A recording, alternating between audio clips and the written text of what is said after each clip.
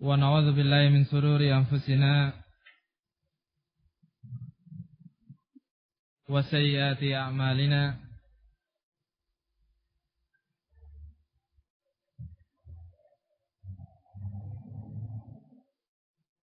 May yahdihillahu fala mudilla lahu wa may yudlilhu fala hadiya lahu. Wa asyhadu an la ilaha illallah wahdahu la syarika lah. Wa asyhadu anna Muhammadan abduhu wa rasuluh.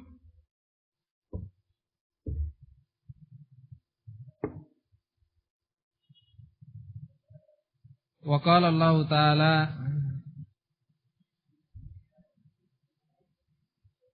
ya ayyuhalladzina amanu taqullaha haqqa tuqatih wa la tamutunna illa wa antum muslimun. Tsumma ma ba'd. Fa in asdaqal hadithi kalamullah wa khairal huda huda Muhammadin sallallahu alaihi wa ala alihi wa sallam. Wa inna syarral umuri muhdatsatuha wa kullu muhdatsatin bid'ah wa kullu bid'atin dhalalah wa kullu dhalalatin finnar.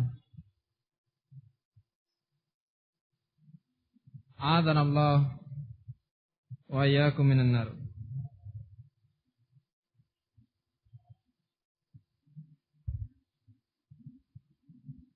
Tayyafati fillah yang dimulakan oleh Allah Subhanahu wa taala.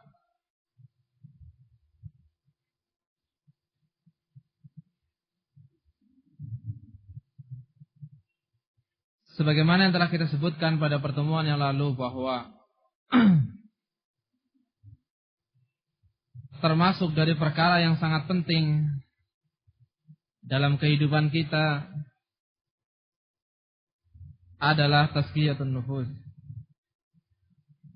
Membersihkan, mensucikan an-nufus ataupun an-nafs. Yang diinginkan di sini adalah ar-ruh. Ruh kita, jiwa kita. Dan telah kita sebutkan pula bahwa tazkiyatun nufs ataupun membersihkan jiwa adalah termasuk dari ibadah yang namanya ibadah perlu padanya keikhlasan. Dan telah kita sebutkan pula bahwa yang namanya ikhlas adalah perkara yang sangat sulit, perkara yang sangat susah. Sebagaimana telah kita sebutkan susahnya ikhlas tersebut. Namun demikian bukan berarti kita menyerah. Akan tapi justru ini adalah sebagai penyemangat bagi kita dalam beribadah kepada Allah Subhanahu wa taala. Dan ikhlas memiliki keutamaan yang sangat besar. Ketika untuk mendapatkannya susah, maka dia pun memiliki keutamaan yang sangat besar. Sebagaimana keutamaan-keutamaan yang telah kita sebutkan pada pertemuan yang lalu. Di antaranya adalah mampu melindungi kita, menjauhkan kita dari gangguan setan. Karena setan tidak mampu untuk mengganggu, untuk menyesatkan hamba-hamba Allah Subhanahu wa taala yang ikhlas. Kemudian juga yang namanya ikhlas akan membesarkan sebuah amalan yang kecil. Amalan yang sangat kecil, kalau memang itu adalah ikhlas untuk Allah Subhanahu wa taala, menjadi besar di sisi Allah Subhanahu wa taala. Baik. Hal-hal yang telah kita sebutkan itu semua adalah berkaitan dengan hati dan berkaitan pula dengan ruh. sebelum kita masuk membahas tentang ruh, kita akan bahas terlebih dahulu tentang hati.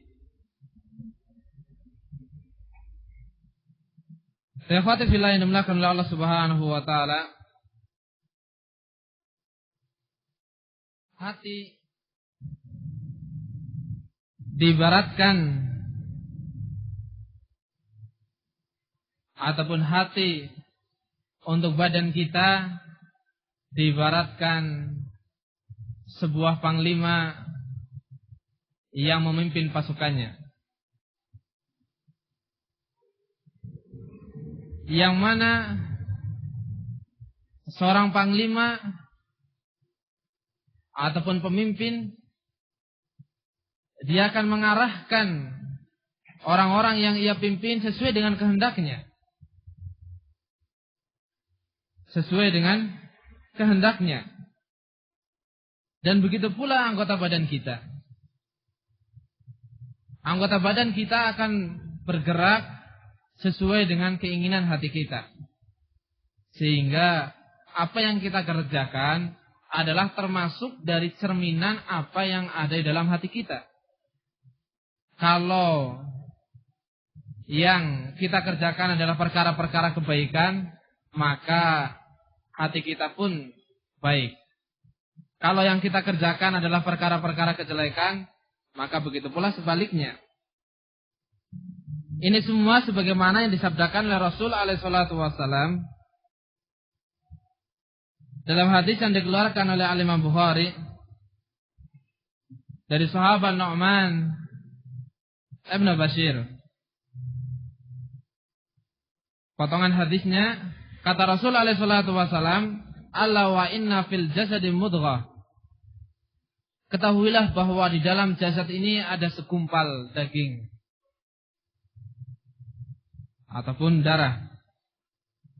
Idza saluhat saluha jasadu kulluh. Kalau baik segumpal tadi, maka akan baik pula seluruh jasadnya. Wa idza fasadat, dan kalau jelek, rusak, maka fasadal jasadu kulluh, maka akan rusak pula semua jasadnya. Ala wahiyal qalb, ketahuilah bahwa segumpal darah tersebut ataupun segumpal daging tersebut adalah hati. Baik. Di sini akhwati fillah yang dimuliakan oleh Allah Subhanahu wa taala, Nabi kita Muhammad alaihi salatu wasallam menghabarkan kepada kita bahwa cerminan baik atau jeleknya hati kita adalah badan kita.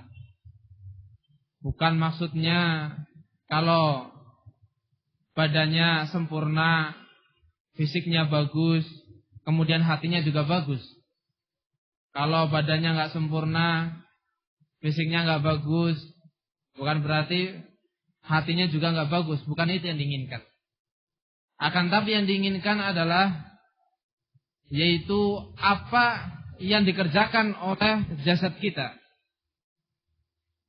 Kalau yang dikerjakan oleh jasad kita adalah perkara-perkara kebaikan, maka itu adalah salah satu tanda bahwa maka itu adalah tanda-tanda bahwa hati yang kita miliki itu baik.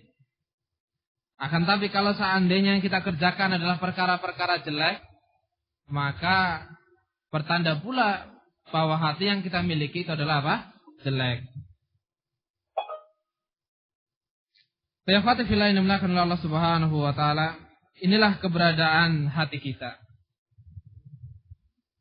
Dan Allah Subhanahu wa taala membagi-bagi keadaan-keadaan hati hambanya. Sebagaimana sabda-sabda Rasul alaihi salatu wassalam, dan begitu pula penjelasan-penjelasan para ulama, bahwa hati itu disifati dengan 3 sifat. Ataupun sering dikatakan hati terbagi menjadi 3. Maksudnya disifati dengan 3 sifat. Yang pertama adalah al-qalbus sahih awis salim. Hati yang sehat atau yang salim, yang selamat. Yang kedua, al-qalbul mayyit, hati yang mati. Dan yang ketiga, al-qalbul marid, hati yang sakit. Tolak ukur sehat, sakit dan mati bukan dari ilmu kedokteran, akan tapi apa?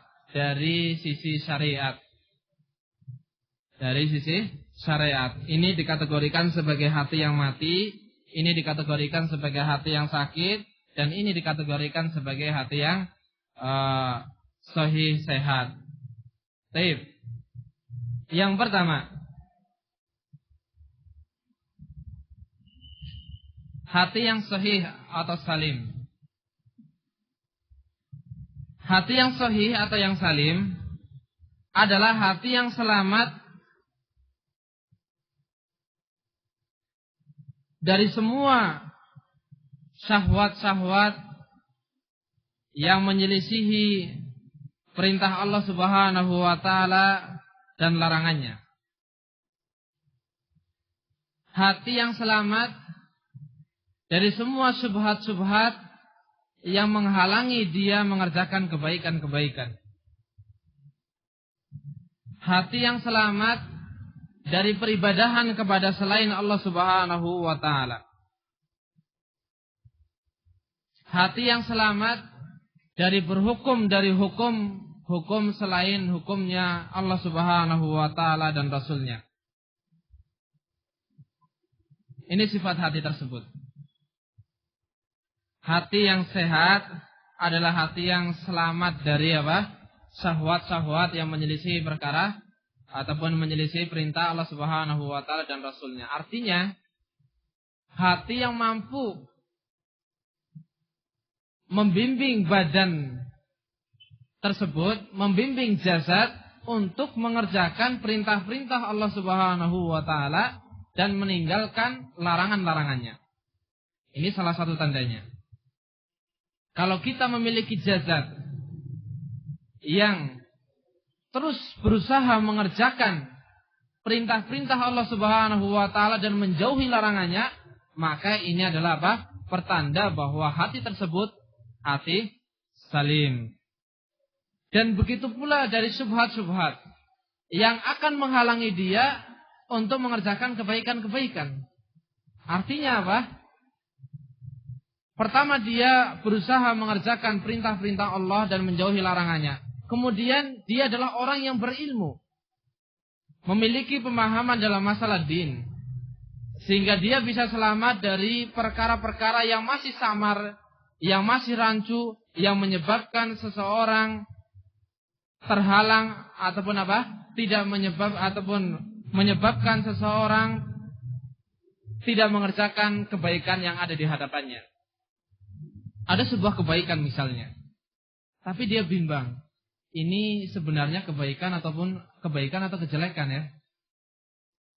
Terus didatangkan padanya subhat-subhat, kerancuan-kerancuan yang kemudian dia apa? Berpaling dari kebaikan tersebut. Nah, hati yang salim tidak demikian.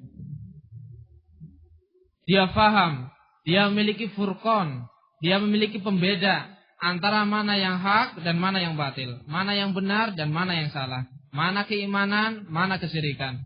Mana tauhid, mana kesyirikan. Mana ibadah, mana kemaksiatan. Paham dia. Sehingga disebutkan orang yang seperti ini adalah orang yang selalu menjaga ketakwaan dia kepada Allah Subhanahu wa taala. Hanya hati yang seperti inilah, ataupun orang yang memiliki hati seperti inilah yang akan selamat di hari kiamat. Sebagaimana firman Allah Subhanahu wa taala, "Yauma la yanfa'u malun wala banun." Hari yang tidak bermanfaat lagi harta dan juga banun, keturunan. Illa man atallaha biqalbin salim. Kecuali orang yang datang kepada Allah Subhanahu wa taala dengan hati yang salim, dengan hati yang sehat. Artinya akhwati fillah yang dimuliakan oleh Allah Subhanahu wa taala, bahwa di hari akhirat, di yaumul qiyamah, yang akan menjaga diri seorang manusia adalah hatinya. Kalau dia memiliki hati yang baik, maka itulah yang akan bermanfaat di akhirat. Tapi kalau dia tidak memiliki hati yang baik, maka dia tidak memiliki sesuatu yang bermanfaat. Harta sudah tidak bermanfaat, keturunan, karib kerabat, keluarga juga sudah tidak bermanfaat. Terlebih lagi kalau seandainya hatinya tidak bermanfaat, maka dia akan celaka. Waliyadzubillah. Kemudian akhwati fillah yang dimuliakan oleh Allah Subhanahu wa taala, di antara tanda-tanda hati yang salim juga, wa khalasa amalahu lillah, dia berusaha untuk mengikhlaskan amalannya karena Allah Subhanahu wa taala ataupun untuk Allah. Apa yang dia kerjakan dari kebaikan-kebaikan, dia terus berusaha untuk ikhlas. Fa in ahabba fillah, kalau dia mencintai seseorang, mencintai sesuatu, mencintai pekerjaan ini dan itu karena Allah Subhanahu wa taala. Kita mencintai pasangan-pasangan kita, mencintai istri kita, mencintai suami kita, itu juga harus karena Allah Subhanahu wa taala. Artinya, kalau pasangan kita memerintahkan perkara yang menyelisih syariat, maka kita harus tinggalkan ataupun jangan kita kerjakan permasalahan tersebut. Jangan kita kerjakan perintah tersebut. Jangan sampai mengatakan saya mengerjakan itu sebagai bentuk ungkapan rasa cinta. Kalau demikian, maka pertanda bahwa cinta dia kepada pasangannya bukan karena Allah Subhanahu wa taala. Bukankah yang namanya pernikahan itu adalah ibadah? Yang namanya pernikahan adalah ibadah. Allah Subhanahu wa taala mensyariatkan, Rasul alaihi salatu wasallam mencontohkan dan mensyariatkan, mengajarkan. Sehingga ketika kita mengerjakan hal tersebut, ketahuilah bahwa kita menikah itu karena ibadah. Jadi bagi yang belum menikah ataupun yang sudah menikah, perbaikilah niatannya. Jangan sampai menikah itu hanya sebatas hajah, keperluan, atau sebuah fase kehidupan yang harus dilalui oleh manusia yang normal. Jangan demikian. Akan tapi yang namanya pernikahan adalah ibadah. Sehingga kita mengerjakan apa saja yang berkaitan dengan pernikahan tersebut lillah wa fillah, karena Allah Subhanahu wa taala. Baik. Wa in abghada fillah, dan kalau seandainya dia bencinya pula karena Allah Subhanahu wa taala. Ini pertandanya, ini tandanya. Dia senang orang, dia senang sesuatu karena Allah Subhanahu wa taala. Dia benci orang, dia benci sesuatu juga karena Allah Subhanahu wa taala. Bagaimana menyandarkan cinta karena Allah, benci karena Allah? Yaitu tolak ukurnya adalah syariat. Tolak ukurnya adalah syariat. Kalau dia seorang muslim kita harus cintai. Kalau dia bukan seorang muslim maka kita posisikan sebagaimana seharusnya. Wa in ata lillah, kalau dia memberinya juga karena Allah Subhanahu wa taala. Yang namanya manusia pasti berhubungan dengan manusia yang lain. Butuh hubungan dengan yang lain. Sehingga yang namanya perhubungan demikian kadang memberi, kadang menerima. Ketika memberi juga karena Allah Subhanahu wa taala. Dia memberinya ikhlas. Dia memberinya karena alasannya mengharapkan keridhaan Allah Subhanahu wa taala. Wa in mana amana alillah, dan kalau dia tidak memberi juga alasannya karena Allah Subhanahu wa taala. Alasannya karena Allah Subhanahu wa taala. Seorang meminta sesuatu, untuk bermaksiat kepada Allah Subhanahu wa taala, maka kita tidak memberinya bukan karena tidak senang kepada orang tersebut, tetapi karena Allah Subhanahu wa taala melarang untuk ta'awun 'alal itsmi wal udwan. Melarang untuk apa? Bantu-membantu dalam dosa dan dalam permusuhan.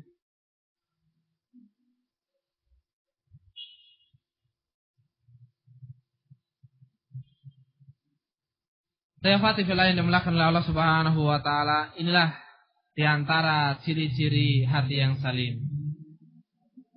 Dia selamat dari semua penyelisihan terhadap syariat Allah.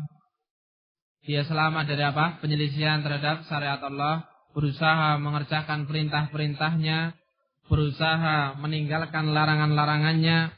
Dia selamat juga dari penghalang-penghalang untuk mengerjakan kebaikan, dari perkara-perkara yang masih rancu ataupun yang masih samar. Dia juga bisa ataupun terus-menerus berusaha ikhlas dalam beribadah kepada Allah. Ketika dia mencintai seseorang ataupun mencintai sesuatu, alasannya karena Allah. Ketika membenci juga demikian karena Allah. Dan ketika memberi ataupun tidak memberi, itu semua juga karena Allah Subhanahu wa ta'ala. Kemudian yang kedua adalah hati yang mati. Hati yang mati adalah kebalikan dari hati yang salim. Kebalikan dari hati yang salim, yaitu hati la ya'rifu rabbah, hati yang tidak memahami, tidak mengetahui Rabbnya. Tidak mengetahui apa? Rabbnya. Tidak mengerjakan perintahnya dan tidak meninggalkan larangan-larangannya.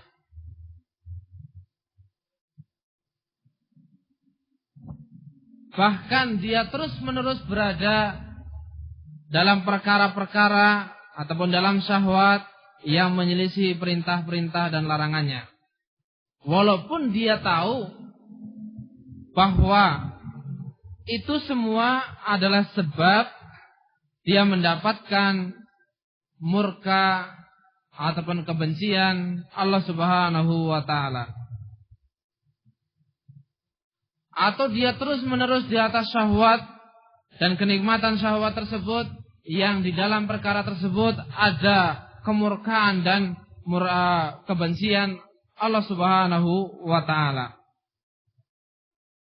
Bahkan dia tidak pernah peduli. Karena apa? Hawa nafsunya. Dan begitu pula kalau seandainya dia benci. Kalau dia membenci sesuatu, dia membencinya juga karena hawa nafsunya. Ketika dia memberi ataupun tidak memberi juga karena apa? Hawa nafsunya. Sama sekali tidak ada perkara yang tidak dibenarkan oleh syariat.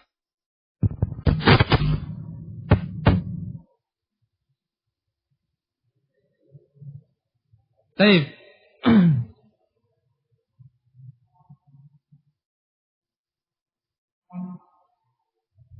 Sama sekali tidak pernah memikirkan syariat-syariat ataupun larangan-larangan Allah Subhanahu wa ta'ala. Pokoknya semua yang ia kerjakan adalah keinginan dari dirinya, hawa nafsunya. Entah itu perbuatan kebaikan atau kejelekan, semua ia kerjakan. Tetapi tolak ukurnya, landasannya adalah bukan apa? Bukan syariat. Terkadang dia mengerjakan kebaikan, tetapi bukan karena perintah Allah, tetapi karena apa? Hawa nafsu dia. Terkadang dia meninggalkan kejelekan, tetapi bukan pula karena Allah Subhanahu wa ta'ala, tetapi karena apa? Hawa nafsunya. Karena kebodohannya, karena kejahilannya, dan seterusnya. Waliyadu billah. Kita berlindung kepada Allah Subhanahu wa ta'ala dari hati yang demikian. Dan yang ketiga, adalah hati yang sakit. Ini semua masih pengertian-pengertian. Nanti disebutkan apa ciri-ciri hati yang sahih dan apa ciri-ciri hati yang mati. Dan begitu pula hati yang sakit.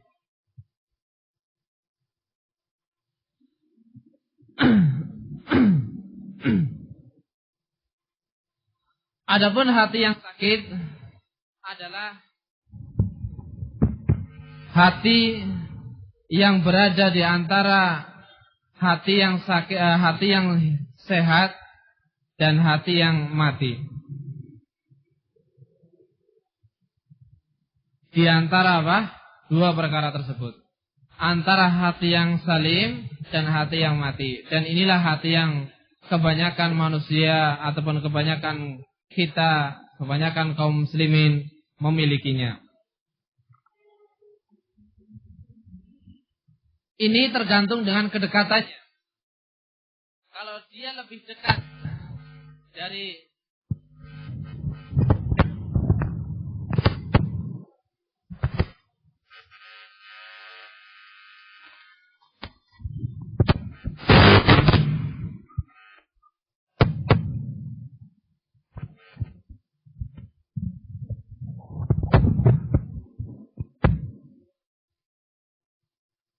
kalau dia lebih dekat dari hati yang sehat, maka dia pun bisa menjadi sehat. Tetapi kalau dia lebih dekat dari hati yang mati, maka dia pun bisa menjadi apa? Mati.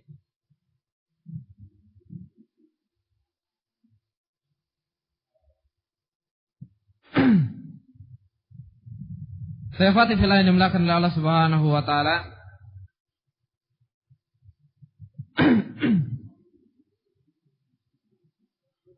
Hati yang sahih dan hati yang mati ini memiliki perbedaan yang sangat besar. Kalau hati yang sahih ketika mendapatkan siraman-siraman rohani, ketika mendengarkan ayat-ayat Allah Subhanahu wa taala ataupun hadis-hadis Rasulullah SAW, itu tenang. Dengan mudah dia menerima perkara-perkara tersebut. Kalau memang itu adalah sebuah perintah dan berlawanan dengan keinginan hati dia, ataupun berlawanan dengan keinginan dia tidak membenci perintah tersebut. Dia menerima dengan lapang dada. Kalau itu sebuah larangan dan ternyata berhadapan dengan apa yang sedang ia kerjakan, maka dengan lapang dada pula dia meninggalkan apa yang ia kerjakan karena dia tahu itu adalah larangan Allah Subhanahu wa taala. Berbeda halnya dengan hati yang mati. Kalau hati yang mati, ketika dia tahu bahwa itu adalah larangan Allah Subhanahu wa taala, dengan gagahnya dia membangkang tanpa merasa bersalah, tanpa merasa malu terhadap Allah Subhanahu wa taala, dia mengerjakan larangan tersebut.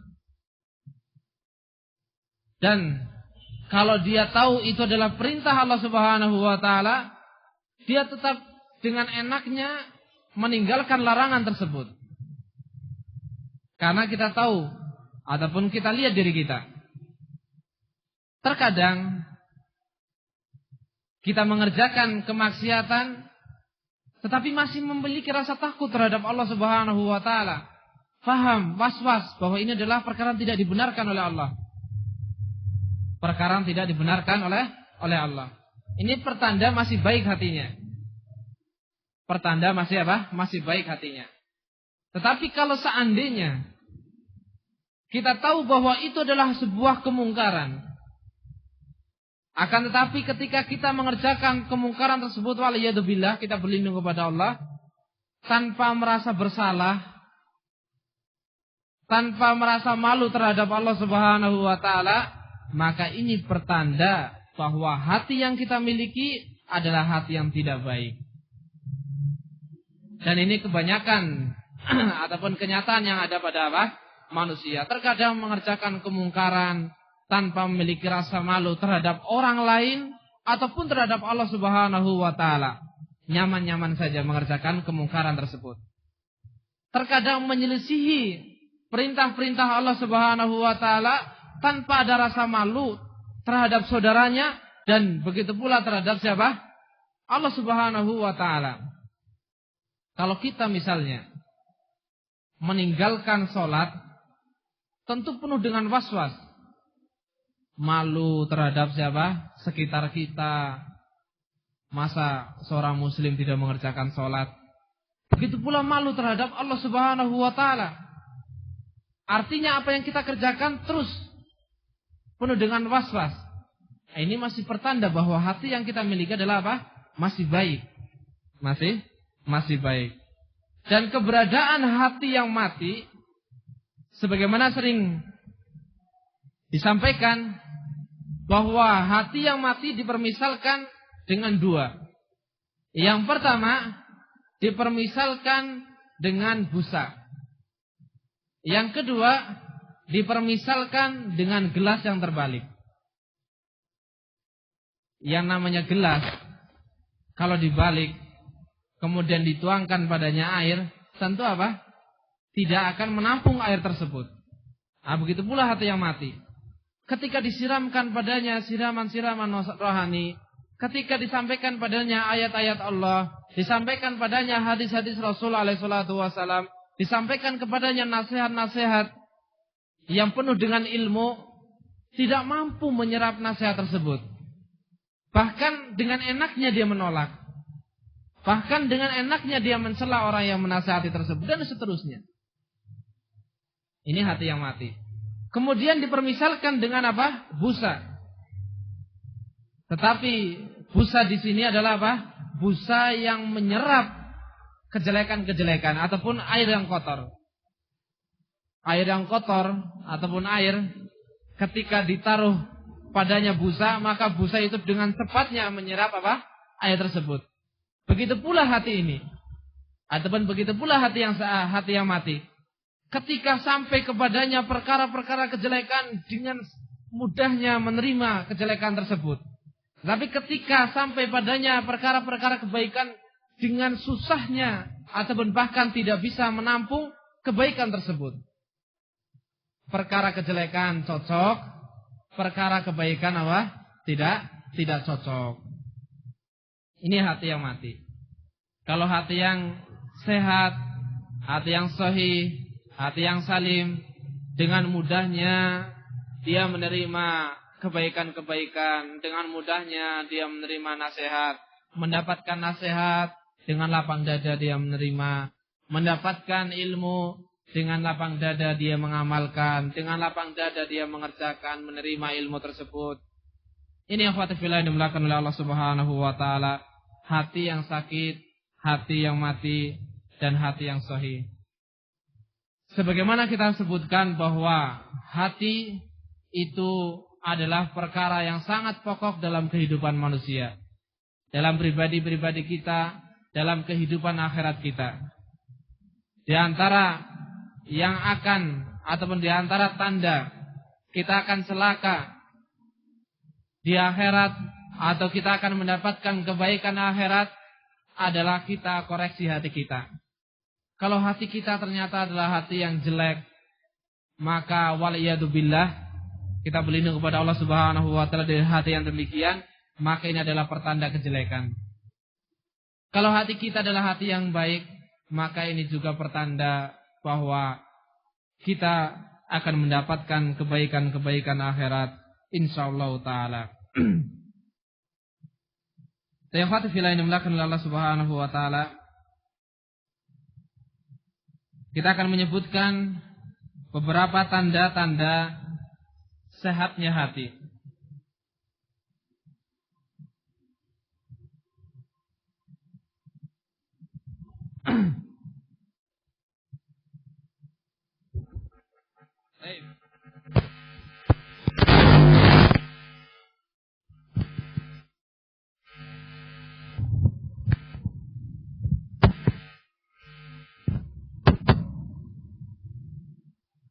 Di antara tanda-tanda hati yang sehat yang pertama, ayyakuna asah fi waqtihi ayadhaba da'ian. Orang yang memiliki hati yang sehat ataupun hati yang sehat tandanya adalah dia adalah orang yang sangat pelit dengan waktunya. Dia sama sekali tidak menginginkan waktunya itu dilewati sia-sia. Pelitnya ini asyad dari manusia yang pelit terhadap hartanya. Artinya fatifillah yang dimulakan oleh Allah Subhanahu wa taala, dia sama sekali tidak rela waktu yang ia miliki terlewatkan begitu saja tanpa ada kebaikan akhirat. Tanpa ada kebaikan apa? Akhirat. Artinya dia terus-menerus berusaha mengerjakan, menggunakan waktunya untuk kebaikan-kebaikan akhirat dia.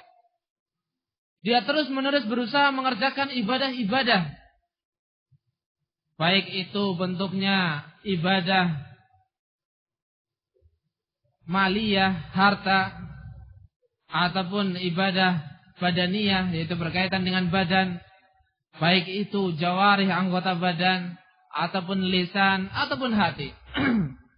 Dia terus mengerjakan ibadah-ibadah ataupun perkara-perkara tersebut. Sama sekali tidak menginginkan waktunya terlewatkan begitu saja, tanpa mendapatkan kebaikan akhirat. Bahkan disifatkan dia lebih pelit. Hati itu lebih pelit daripada apa? Orang yang pelit terhadap apa? Hartanya. Terkadang orang yang pelit terhadap harta, dia tidak menginginkan harta tersebut apa? Berkurang, sama sekali berkurang. Pokoknya inginnya apa? Tetap dengan jumlah sekian atau bertambah. Bahkan terkadang untuk dirinya sendiri saja pelit. Untuk diri dia sendiri saja apa? Pelit. Nah, hati yang sehat dengan waktu yang ia miliki itu sangat-sangat pelit. Nanti kita akan sampai pada pembahasan seorang manusia bisa menggunakan seluruh waktunya untuk beribadah kepada Allah Subhanahu wa taala dengan doa, dengan zikir, ibadah jawari, ibadah lisan, ibadah hati dan seterusnya.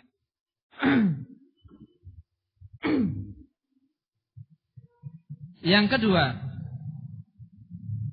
ayakuna hammuhu wahidan wa yakuna fillah, yakni fi taatillah. Bahwa himmah keinginan dia itu cuma satu, yaitu ketaatan kepada Allah Subhanahu wa taala. Perkara-perkara yang mubah, perkara-perkara berkaitan dengan dunia, perkara-perkara berkaitan dengan kebiasaan-kebiasaan dia, rutinitas-rutinitas dia jadikan sebagai penyebab ataupun dia jadikan sebagai ketaatan kepada Allah Subhanahu wa taala. Ini himmah dia, keinginan dia. Apa yang ia kerjakan semuanya adalah bentuk ketaatan kepada Allah Subhanahu wa taala. Makan dia, tidur dia, istirahat dia, bekerjanya dia, waktu dia semua dia gunakan untuk apa? Beribadah kepada Allah Subhanahu wa taala. Apakah mungkin makan, tidur, bekerja bisa mendapatkan pahala dari Allah? Sebagaimana telah kita sebutkan pada pertemuan yang lalu, bahwa ibadatul ataupun adatul alim ibadah. Kebiasaan seorang yang paham dengan agama bisa menjadi apa? Ibadah. Orang tidur misalnya, dia tidur dia niatkan supaya apa? Bisa semangat dalam beribadah kepada Allah Subhanahu wa taala setelah ia bangun. Dia makan bukan sebatas ingin menghilangkan lapar, tetapi apa? Ingin mengerjakan ketaatan kepada Allah. Dia makan, mudah-mudahan setelah dia kenyang, dia memiliki tenaga, kemudian dia semangat lagi dalam beribadah kepada Allah Subhanahu wa taala dan seterusnya. Dalam makan juga demikian, dia membaca doa, dia menggunakan tangan kanan, dia apa? Tidak israf dan seterusnya. Semuanya dia bisa dapatkan ataupun semuanya dijadikan sebagai ladang pahala olehnya. Ini keberadaan hati yang sehat. Dan di sana masih banyak tanda-tanda berkaitan dengan hati yang sehat insyaallah akan kita ambil pada pertemuan yang akan datang. Ringkasnya Fatifillah yang dimulakan oleh Allah Subhanahu wa taala bahwa rumah tangga kita itu juga sangat berpengaruh ataupun terpengaruh oleh keberadaan hati-hati kita. Kalau hati kita adalah hati yang sehat ataupun minimalnya adalah sakit, maka bi'idznillah ta'ala keberadaan rumah tangga kita pun akan baik. Tetapi kalau hati kita adalah hati yang sakit ataupun hati yang mati, maka rumah tangga pun sangat kacau. Kenyataan mungkin seorang tidak bisa menerima ini dan itu dari pasangannya dan seterusnya, tidak bisa sabar dan seterusnya. Ini adalah apa? Kebalikan dari hati yang sehat. Hati yang sehat ketika dia menerima, ketika dia memberi, ketika dia tidak memberi, ketika dia mencintai, ketika dia membenci, dan semuanya itu karena Allah Subhanahu wa taala. Apapun yang dia terima, dia bersabar. Kalau kebaikan dia bersabar, kalau kejelekan dia juga apa? Bersabar. Oleh karena itu, akhwati fillah yang dimuliakan oleh Allah Subhanahu wa taala, marilah kita terus koreksi keberadaan hati-hati kita, keberadaan kalbu kita, yang dengan perkara tersebut ataupun dengan mengkoreksi tersebut kita bisa terus-menerus memperbaiki keberadaan kekurangan-kekurangan rumah tangga kita.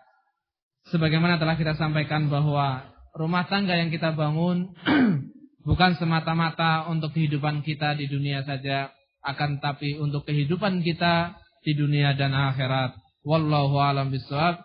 Naktafi bihadzal qadar. Subhanakallahumma bihamdik asyhadu an la ilaha illa anta astaghfiruka wa atubu ilaik.